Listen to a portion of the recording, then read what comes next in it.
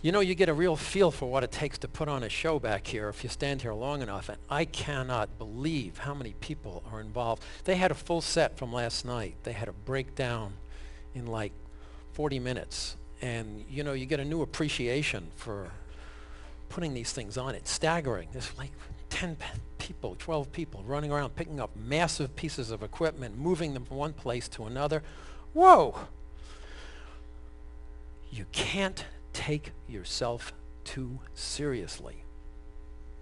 That, you know, that is the mistake, those of you who came to the talk yesterday, that I made of thinking that this little group that we put together could save the space shuttle. And the biggest lesson learned from that whole experience is do not take yourself too seriously. There's a limit to what you can do. You can only try your best. I know it's all trite and you've heard it all before, and sometimes you need to live it to experience it, and it's very humiliating. You know, you get a lot of humility by doing this. Speaking of which, there's going to be a lot of humility in today's performance. I have to tell you right up front, I can play the piano, but I'm not these guys that you hear playing around the piano. You can hear a lot of mistakes, you can hear a lot of things that if you really listen carefully, you're going to say, oh, you know, and some of you may even walk out. I wouldn't be surprised. But on the other hand, others might come up and say, you know, you've inspired me. So what you're going to hear is not the way. It's a way that I've learned to have an enormous amount of pleasure and learn something at a time in my life when I thought was impossible. That's all I want to communicate.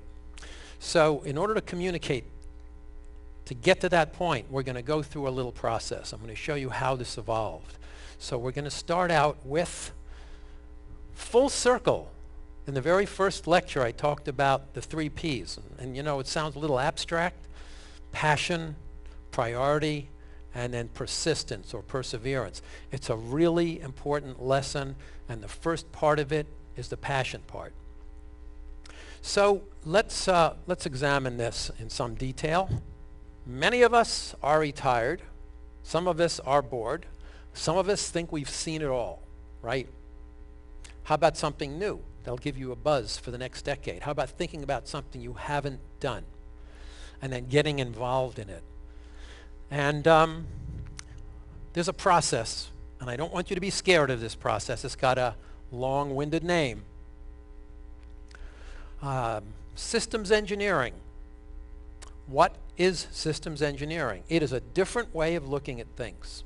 It is a method of attacking problems that's probably in one form or another embedded in every one of us. We just don't know it.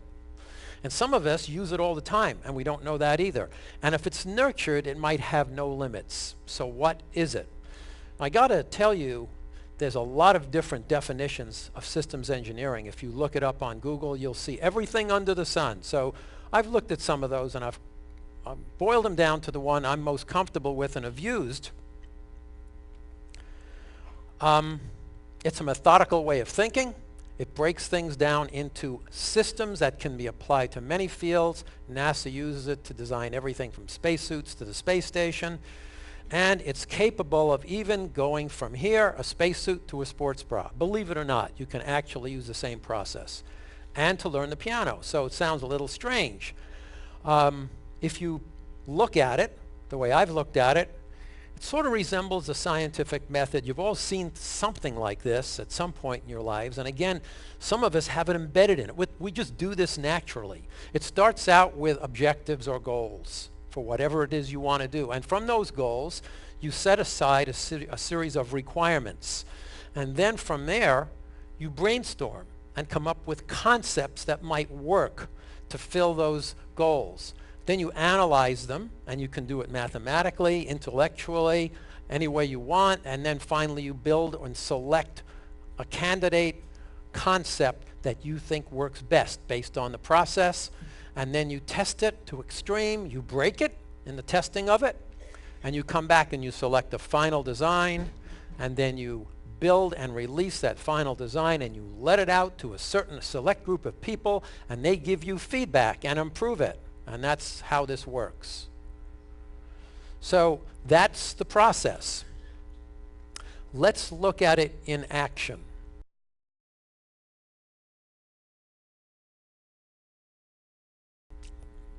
C is the easiest key, and because there are no black notes, really, unless you want to put black notes. And for the most part, there's very few black notes unless they're deliberately put in. So C is an easy key to start in. And again, pick your poison. What is it you want to do? And then have some game plan where you're going with this, where you would like to go. So it's almost like an outline. Again, the most important thing is you don't want to get discouraged early. Almost everybody who started the piano who doesn't play anymore has gotten discouraged because of scales, because they didn't like the song, they didn't like the teacher, they didn't like. Same kind of story with language learning. Another thing is, what I'm going to do now is I'm going to attempt to show you the roadmap that I went through. It may not be your roadmap at all, but it's just how I kind of evolved. And what you're going to hear is you're going to hear really simple songs first, and then you're going to hear songs that sound alike. And once you know one of them, you probably know the other. And you'll begin to find that you can learn more than one song at a time because the other ones are so close. And then when you get to that point, you'll be able to add some style and jazz it up, and then you'll have other songs. Just the lyrics might turn you on, like, for instance, These Foolish Things. Anybody that's heard These Foolish Things, the lyrics are great, right? So let's begin, not with this, we'll come back to this, with a couple of these things. Yeah.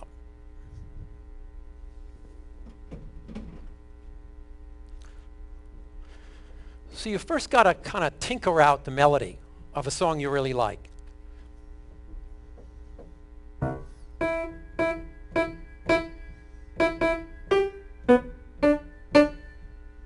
All of us can kind of do that, right?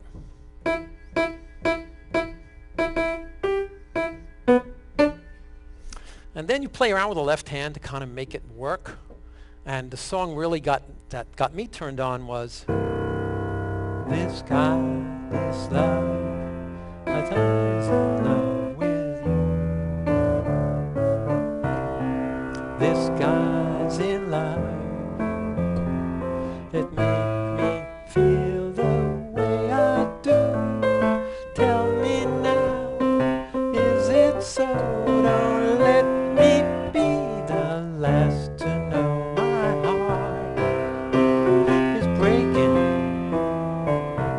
Don't let my heart be breaking, 'cause I need your love. So you get the picture, right? You add that stuff, thank you, little by little by little, but listen how simple it started out. Here's another one that grabbed me really early on because I saw this on a rebroadcast on TV and it just blew me away. And many of you may have seen it. It was Mary Martin and Peter Pan. And there are many versions of Peter Pan, but there's only one version that's got all the songs that really got me triggered. One that I try to live my life by is, it started out like this.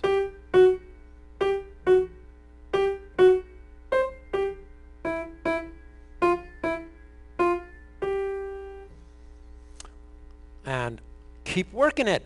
One song, only one song, but I was really inspired, and I'm sure there are plenty of songs out there that would be inspired, that you too. I know a place where dreams are born and time is never planned. It's not on any chart. You must find it in your heart. Never, never land. It may be miles beyond the moon, or right there where you stand. Just keep an open mind, and suddenly you'll find never, never land. There is a treasure if you go there, more precious by far than gold. And if you manage to go there, you'll never, ever, ever, ever grow old. So that's my home where dreams are born and time is never played. just heap of happy things, and your heart will fly on wings forever to never, never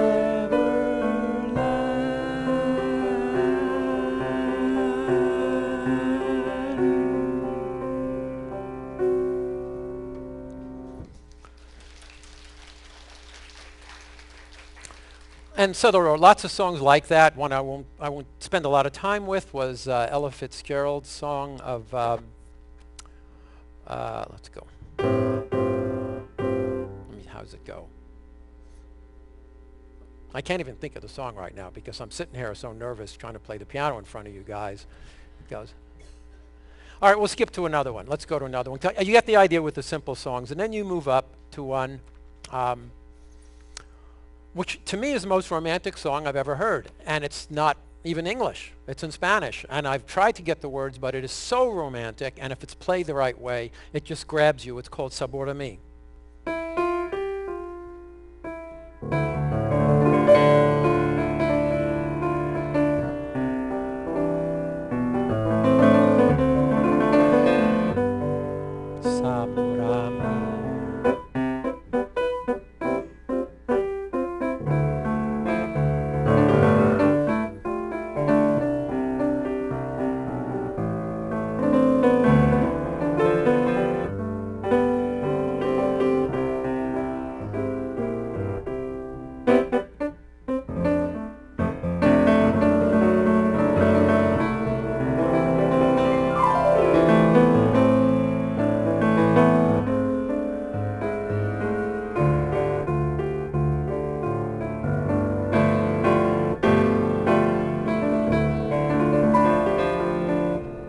Get the picture.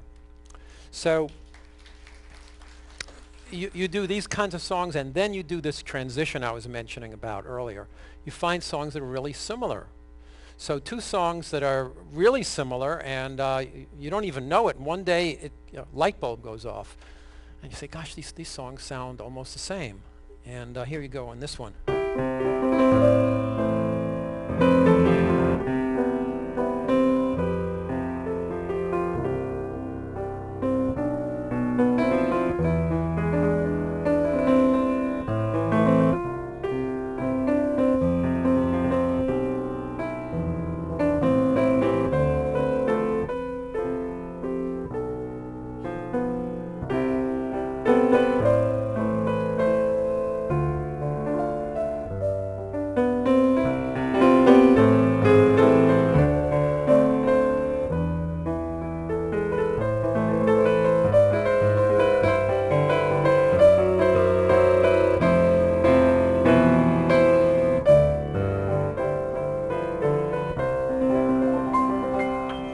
So that was Moon River and the theme from Mondo Cane. Lots of examples like that. One that is particularly interesting to me, because I had no idea about it, was two songs by Gershwin. The first one I'd never heard of. When I heard Stacey Kent sing it, I had to learn it, because I sometimes play it as a prelude to the talks. And it's called Isn't It a Pity? And from what I understand and I've been able to find out, it was featured in a Broadway play which failed. And that's why nobody ever heard of it. It goes something like, let's see.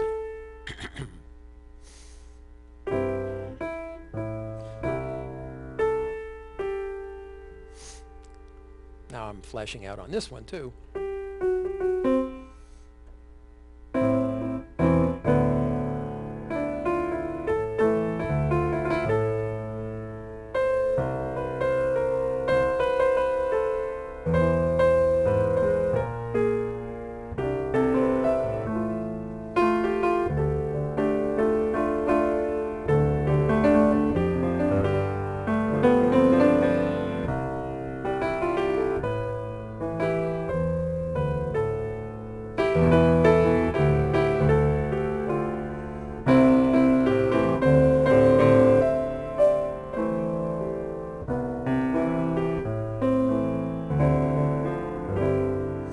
If you play it through the right way, which I haven't really done, And then you realize, if you play this song I'm about to play, it's remarkably similar. And you wonder if Gershwin was trying to just get some more action from this very famous song.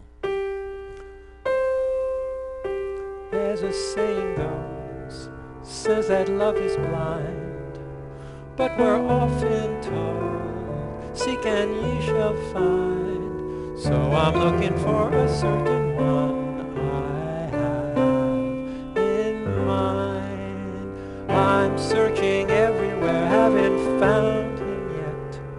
He's the big affair that I long to get, only one I ever look at with regret. Or is that someone for my monogram? Where is the someone for this lost lad?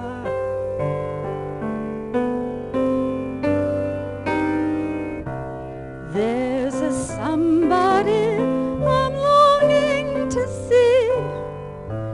I know it may turn out to be someone who'll watch over me. I'm a little lamb who's lost in the wood. I know I could always be good to one who'll watch over me. Although he may not be the man some girls think of as handsome, to my heart he'll carry the key. Won't you tell him please to put on some speed? Follow my lead. Oh, how I need someone to watch over me.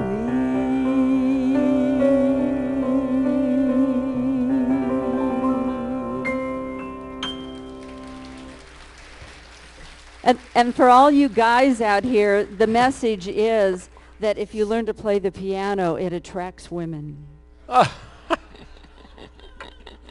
And vice versa for the ladies, I'm sure. Okay.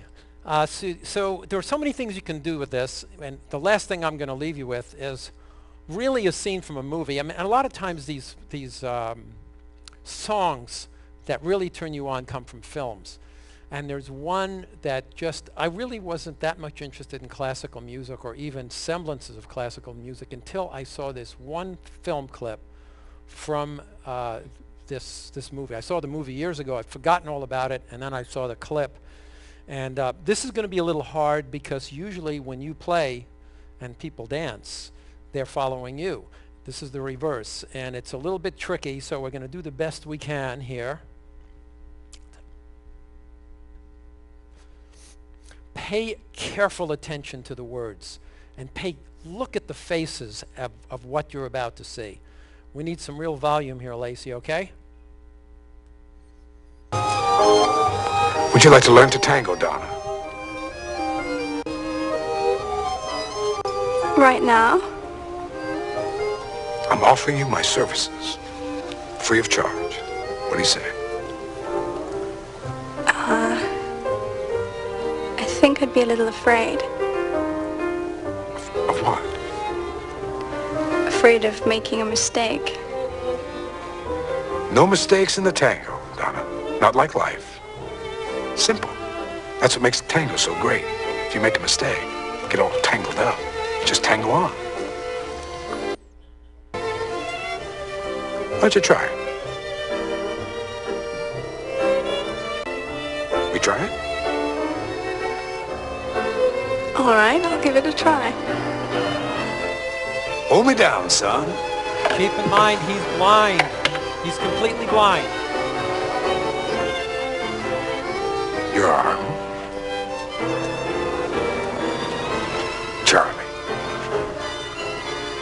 need some coordinates here, son.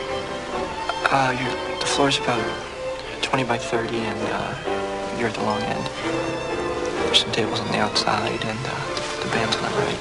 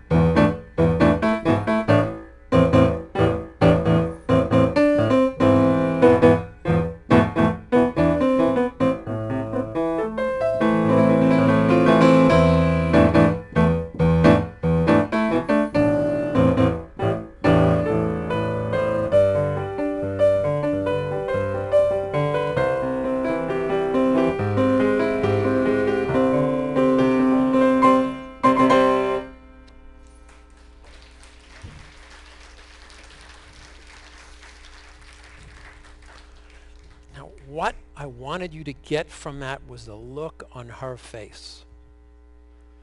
Dance, piano, whatever it is you do. Did you see the look on her face about learning this? And how much joy, unbridled joy she had. That's the point of all this. You've got to have fun. You've got to have fun. So you've got to pick something you're really passionate about, and you've got to stick with it. And that's the 3 Ps, and there you go, folks. So, are we here? Okay.